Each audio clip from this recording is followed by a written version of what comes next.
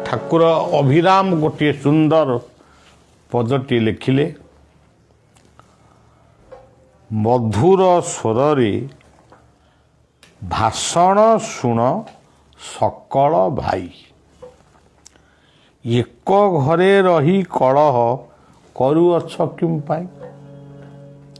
ଏ ଯେଉଁ କଥାଟିକୁ ସେ କହିଲେ, ଆକୁ ଆପଣମାନେ ଚିନ୍ତା କରିବେ। ବସୁଧୈବ କୁଟୁମ୍ବକମ୍, ଇଏ ପୃଥିବୀ ହେଉଛି ଆମର ପରିବାର। ଏଇ ପୃଥିବୀ ରୂପକ ଘରେ ହିନ୍ଦୁ ଅଛନ୍ତି, ଇସଲାମିକ ଅଛନ୍ତି, ବୌଦ୍ଧ ଅଛନ୍ତି, ଜୈନ ଅଛନ୍ତି, ଶିଖ ଅଛନ୍ତି, ସମସ୍ତଙ୍କୁ ନେଇ ଇଏ ପୃଥିବୀ। କେବଳ ମଣିଷ ସମାଜକୁ ନେଇ ପୃଥିବୀ ନୁହଁ, ଏଠି ସୌର ଜଗତ, ଉଦ୍ଭିଦ ଜଗତ, ପ୍ରାଣୀ ଜଗତ ସମସ୍ତେ ଏଠି ଅଛନ୍ତି। ବୃକ୍ଷ ତରୁ ତୃଣ ଲତା ସବୁକୁ ନେଇ ପୃଥିବୀ ହେଉଛି ଗୋଟିଏ ପରିବାର। ସେଥିପାଇଁ ଆମ ଶାସ୍ତ୍ର ଉପନିଷଦରେ କହିଲେ, ଅୟୋବେତି ନିଜ ପରଂ ଗଣନାଂ ଲଘୁଚେତସା ଉଦାର ଚୈତନାନ୍ତୁ ବସୁଧୈବ କୁଟୁମ୍ବକମ୍। ଏଠି ଜଣେ ମହାପୁରୁଷ ଠାକୁର ଅଭିରାମ, ସେ ତାଙ୍କ ସଙ୍ଗୀତ ମାଧ୍ୟମରେ ଆମ ସମସ୍ତଙ୍କୁ ଚେତେଇ ଦେଲେ, ଅଯଥାରେ କଳି କରୁଛ କାହିଁକି? ତମେ ତ ସମସ୍ତେ ଗୋଟିଏ ଘରେ ଅଛ। ଇଏ ଗୋଟେ ଉଦାର ଚିତ୍ତର କଥା, ଇଏ ଗୋଟେ କଥା। ଏବଂ ଆମ ପରିବାର, ଆମେ ଯେଉଁ ପରିବାର ଭିତରେ ରହିଛୁ, ଗୋଟେ ବାପର ଦୁଇଟି ପୁଅ କି ତିନୋଟି ପୁଅ, ଝିଅ, ଦୁଇଟି ଝିଅ, କାହାର ପୁଅ ନାହିଁ, କାହାର ଝିଅ ଅଛି, କାହାର ପୁଅ ଝିଅ ଅଛି। ଆମେ ଯେଉଁ କଳିକଜିଆ କରୁଛୁ, ତମ ପରିଚୟ କ'ଣ? ତମ ପରିଚୟ ହେଉଛି ତମେ ଯେଉଁ ବାପା ଯେଉଁ ମାଆର ପୁଅ ବା ଝିଅ, ଆଉ ଜଣେ ମଧ୍ୟ ସେଇ ବାପା ସେଇ ମାଆର ଝିଅ, ପୁଅ ବା ଝିଅ।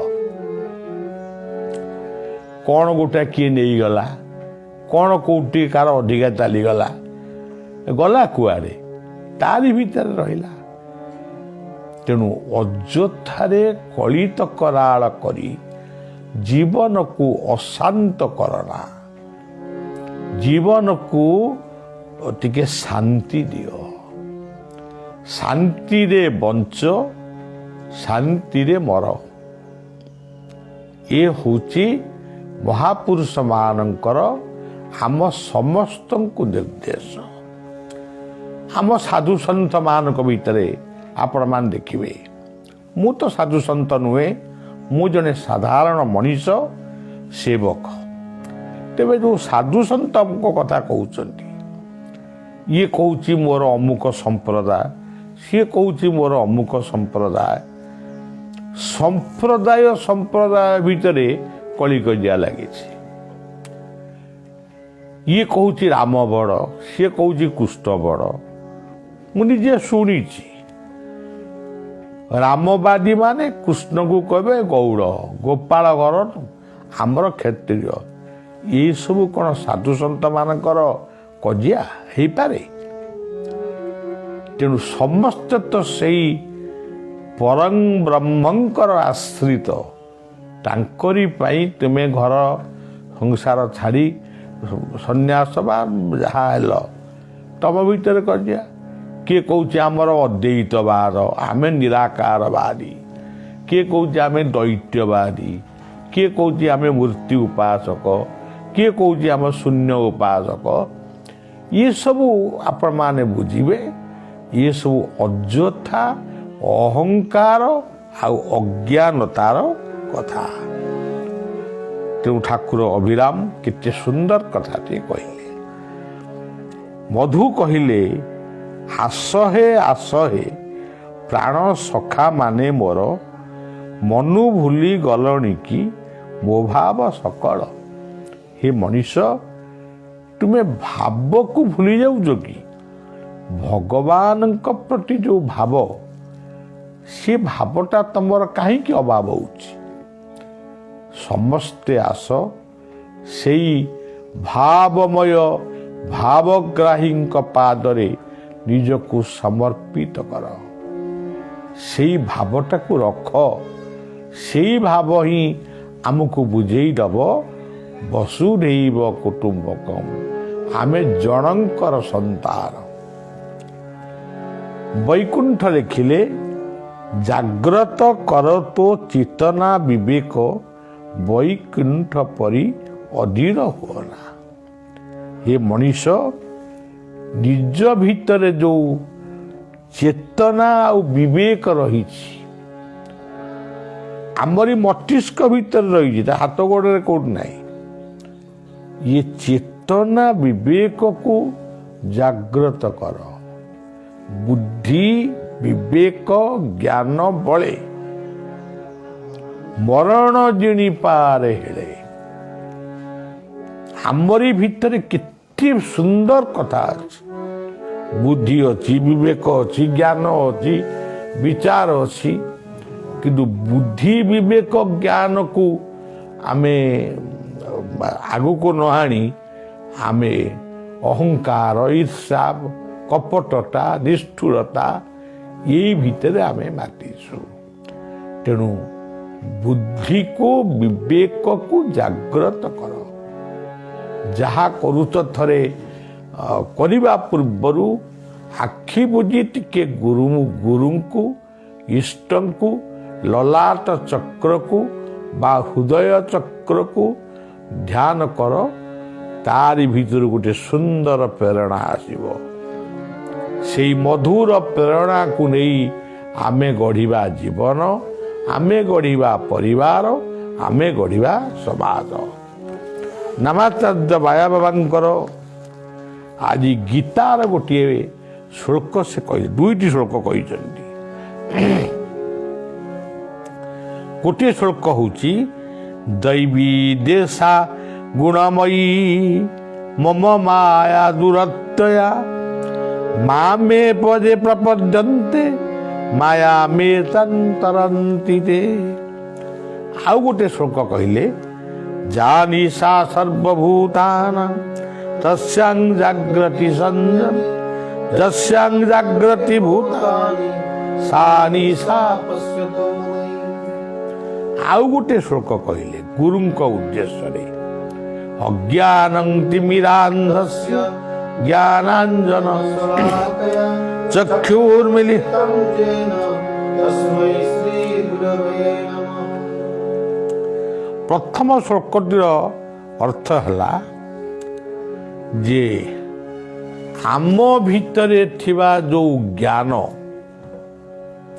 सी ज्ञान को अज्ञानटा ताकू घेरिकी रही आमे भावुचु आमे अंधार रे अच्छु किंतु प्रकृत रे चिंता कले आमे आलोक रे अच्छु से आलोक को गोटे बाड़ देइचेंती से होचंती कपटता आमे जहा को भावुचु नित्य एटा भल भल घर घर घर भल घर टीए करिया भल भल गाड़ी टीए चढ़िया भल आमे जहा को भावुचु भल ता भीतर रही माया अज्ञानता आमे अज्ञान रे कहूचु जहा को भल सी प्रकृत रे भल नुहे सेटा भल किंतु सी आमको परित्राण करि पारिबो नाही जहा को भावुचु मंद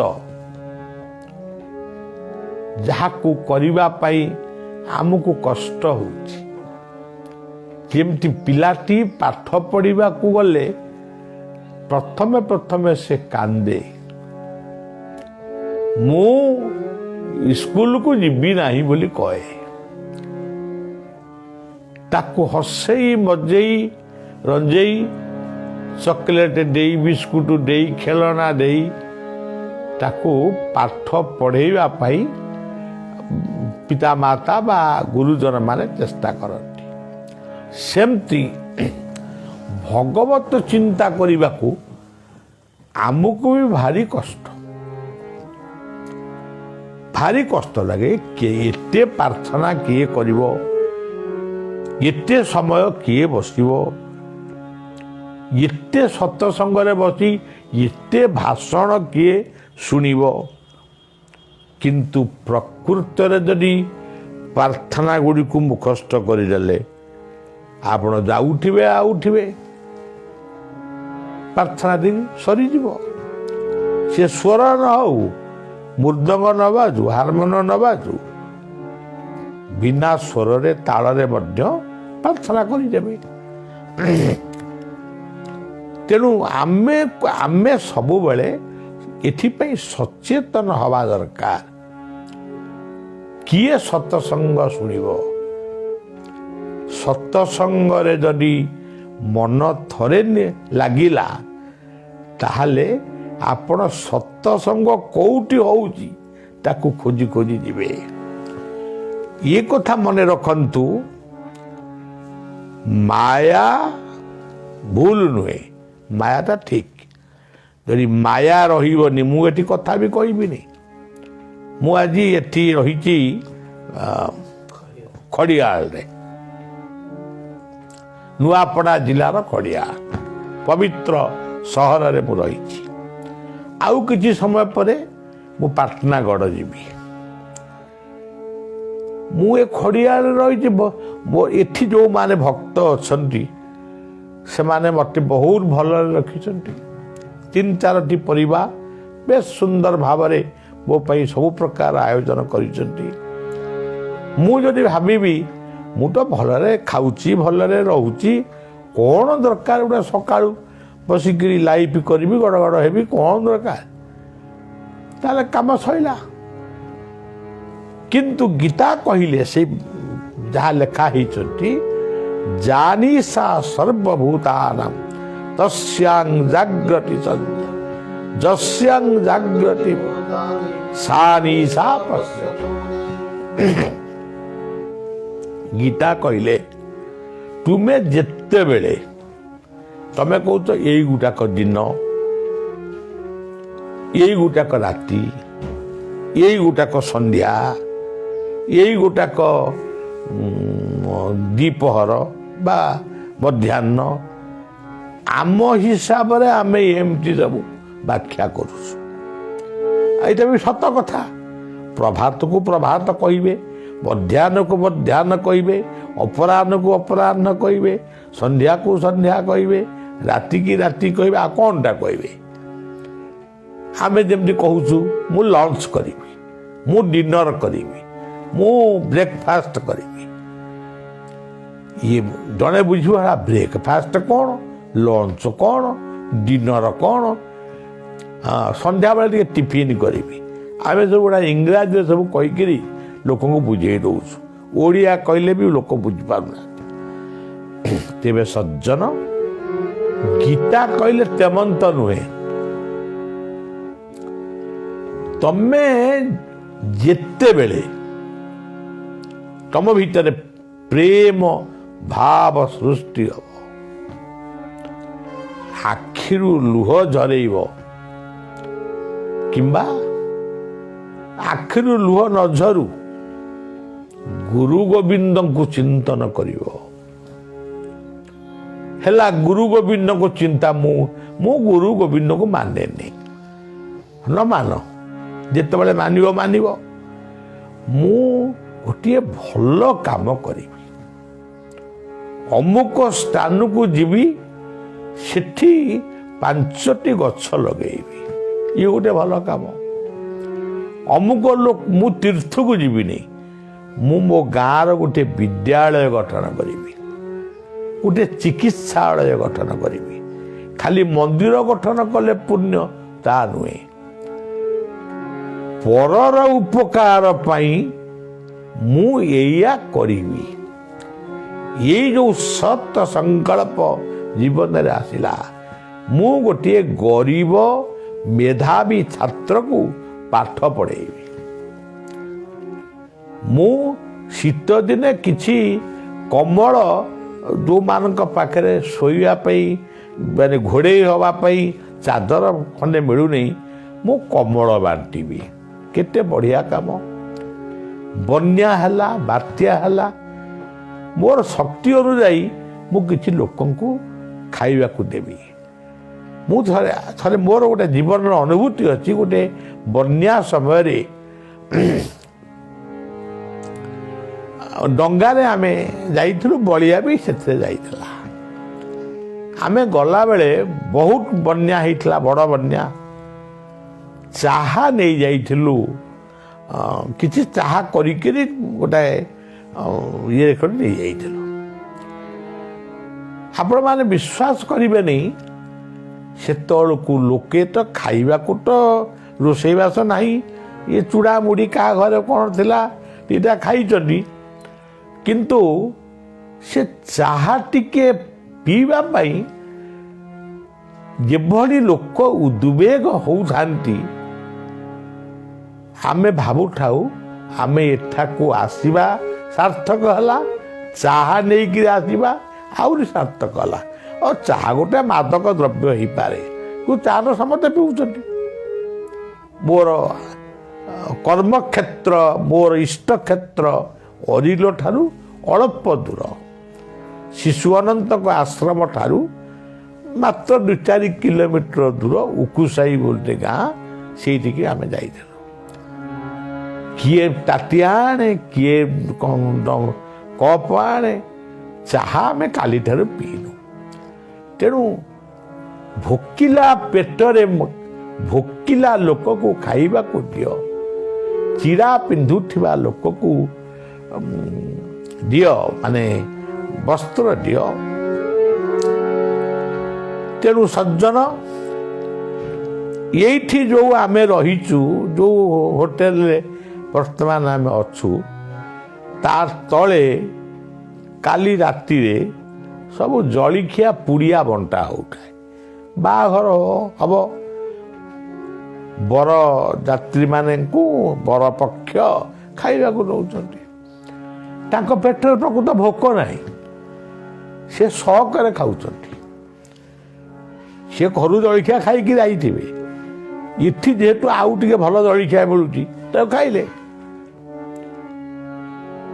तेणु सबु बेले मन रखिबे मनीष को जदि तमे भल पाई पारिल जगत को जदि भल पाई पारिल विश्व पाई देश पाई परिवार पाई ग्राम पाई राज्य पाई जदि टिके प्रार्थना कल से गोटाक हूँ महत्व कथा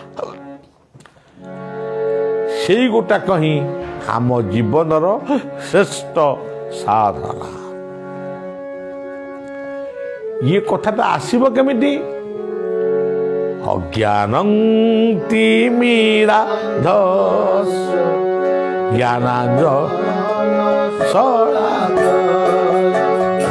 चक्षु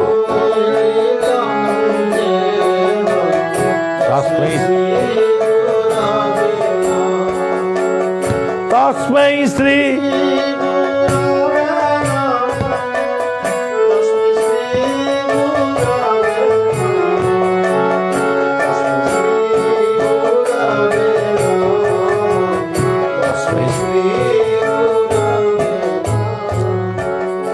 यही अज्ञान रूपक अंधकार को दूरीभूत करे ज्ञानर आलोक यही ज्ञानर आलोक प्रदान करती एक शास्त्र करती गीता भागवत रामायण महाभारत ये गुड़िक आमको ज्ञान प्रदान करती शास्त्र निर्यास को आउ टिके सरल करी माने आउ टिके नुहे बहुत सरल करी बुझाती आमर परम दयालु गुरुवर्ग माने सद्गुरु से कान धरिकी हो ପିଠି ଆଉଁସିକିରି ହଉ ମୁଣ୍ଡ ଆଉଁସିକି ହେଇ କୁହନ୍ତୁ ବାପା ଏ ବାଟରେ ଯାଆନା। ଧର୍ମଗଡ଼ରେ ବଳିଆ କଥା କହୁଥିଲା। ସେଇ ଘରର ମାଲିକ ସୁକଦେବ ଅଗରୱାଲା ସେ ସବୁ କଥା ବୁଝୁଥିଲେ, କିନ୍ତୁ ତାଙ୍କ ମନରେ ଗୋଟେ ଦୁଃଖ ଥିଲା, ତାଙ୍କ ପୁଅଟା ଗୁଟୁକା ଖାଉଛି। ତାଙ୍କର ଧନର ଅଭାବ ନାହିଁ, ଘରଦ୍ୱାରର ଅଭାବ ନାହିଁ, ଯେ ଯାହା ହଉ ସିଏ ପୁଅଟି ଆଉ ଜଣେ ଗୁରୁଙ୍କର ଶିଷ୍ୟ। ସେ କେଉଁ ଗୁରୁଙ୍କର ଶିଷ୍ୟ ମୁଁ କହିପାରିବିନି, କିନ୍ତୁ ଜଣେ ଦୀକ୍ଷିତ। କିନ୍ତୁ ସେମାନଙ୍କ ଭିତରେ ଆମ ପ୍ରତି ବି ଭଲ ପାଇବା ଯଥେଷ୍ଟ ରହିଛି। ମୁଁ ତାଙ୍କୁ ଡାକିଲି, ମୁଁ କହିଲି ବାବୁ, ବାପାଙ୍କ ମନରେ ଖୁସି ଦେବା ପାଇଁ, ନିଜେ ସୁସ୍ଥ ଜୀବନ ବା ଭଲରେ ରହିବା ପାଇଁ ଗୁଟୁକା ଆଉ ଖାଅନା, ଏବେଠାରୁ ଛାଡ଼ିଦିଅ। ବଳିଆ ସହିତ ବଳିଆର ଆଶ୍ରମର ଆଶ୍ରିତ ମାନେ ଆଶୀର୍ବାଦ ବା ଆଶିଷ ପଟ୍ଟନାୟକ ବି ଥିଲେ। ସେ ବି କହିଲେ କାଲିକି ଛାଡ଼ିବ ନୁହେଁ, ଏବେଠୁ ଛାଡ଼। ତୁମେ ଜଣକୁ ଗୁରୁ କରିଛ ସତ, କିନ୍ତୁ ବାବାଙ୍କୁ ତ ଗୁରୁ ବୋଲି ମାନୁଛ। ତେଣୁ ସଜ୍ଜନ ମନ୍ଦ ଗୁଣକୁ ସାଙ୍ଗେ ସାଙ୍ଗେ ଛାଡ଼। ତେଣୁ ସେଇଥିପାଇଁ କହିଲେ ଜାନିସା ସର୍ବଭୂତାନାଂ ଯସ୍ୟାଂ ଜାଗ୍ରତି ଭୂତା। ଯେତେ ଜୀବନରେ ଆମ ଭିତରେ ମନ୍ଦ ଗୁଣ ଅଛି, ବଦଭ୍ୟାସ ଅଛି, କାଲିକି ଛାଡ଼ିବି, ପରଦିନ ଛାଡ଼ିବି, ସେ କଥା ନୁହେଁ। 6 ମାସ ପରେ ଛାଡ଼ିବି, ତା ନୁହେଁ। ଏଇ ଯୋଉ ସେବକ ବଳିଆ ବହୁତ ପାନ ଖାଉଥିଲା, ତା ପୂର୍ବରୁ ଗୁଡ଼ାକୁ ବହୁତ ଘଷୁଥିଲା। ପିଲାଦିନେ ବଦଭ୍ୟାସ, କୁସଙ୍ଗ ନୁହେଁ, ଗୁଡ଼ା ଘଷୁଥିଲି। ପାନ ପରାଗ ବି ଖାଉଥିଲା। ମାନି ଯାଉଛି କଥା ପ୍ରକୃତରେ, କିନ୍ତୁ ଏମିତି ଗୋଟେ ସମୟ ଆସିଲା, ଆଜି ଛାଡ଼ିବି, ଏଇ କ୍ଷଣି ଛାଡ଼ିବି। କଟକ ରେଲୱେ ଟ୍ରେନ ଉପରେ ବସିକିରି ସବୁକୁ ଫୋପାଡ଼ି ଦେଲି। ଆଜିଠାରୁ ପାନ ମୁକ୍ତ ହେବି। ମାନେ ପାନ ଯେତେବେଳେ ଖାଇ ଗୁଡ଼ାକୁ ଘଷେନା, ଗୁଡ଼ାକୁ ଛାଡ଼ିବା ପାଇଁ ପାନ ଖାଇଲି। ପାନ ଛାଡ଼ିଲି, ଆଜି ପର୍ଯ୍ୟନ୍ତ ଛାଡ଼ିଛି। ଚାହା ମଧ୍ୟ ପିଏ ନାହିଁ, ପିଇଲେ ନ ପିଇଲେ ନାହିଁ, କପେ କିମ୍ବା 2 କପ୍। ତେଣୁ ଯେତେ ବଦଭ୍ୟାସ ବଦଗୁଣ ଆପଣମାନଙ୍କ ଭିତରେ ରହିଛି, ଆଜି ଛାଡ଼ିବେ ବୋଲି କହି ଆଜି ହିଁ ଛାଡ଼ନ୍ତୁ। ହେ ଆନନ୍ଦମୟ ଭୁବନ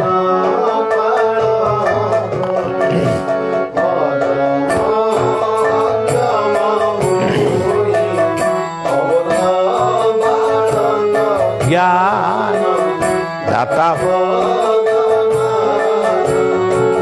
সত্য পথে ধর্ম ঘেনি যা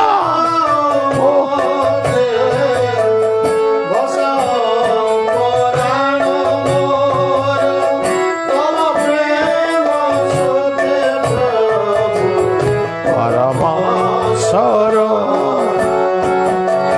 জীবন শ্রী কলিশ পরম হে আনন্দময় ভুবন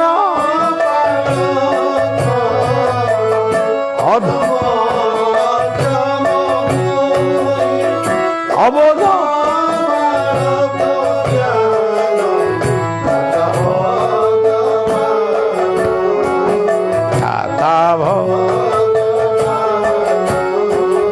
দাতা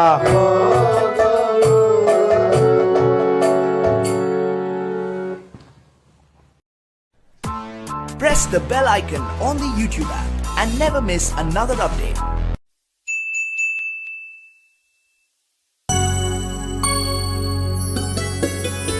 हसिब परिवार हसिब संसार भावरे भावरे भागवत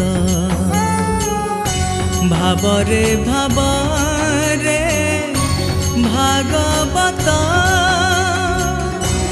भागवत भागवत